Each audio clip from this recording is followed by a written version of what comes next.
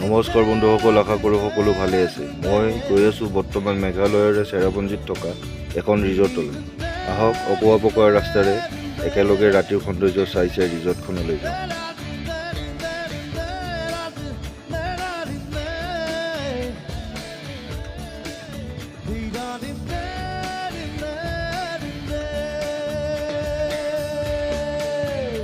বাহ, কিবা বেলেগ অনুভৱ। নিজে গাড়ী চলাই জুবিনদাৰ গান শুনি মজা।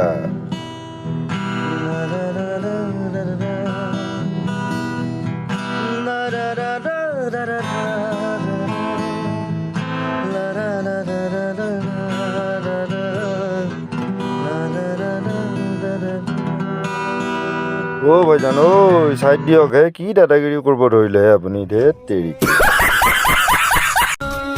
বাপৰে বাপ, কিবা কৰি পাৰ কৰিলো। এইখন তলত সৰু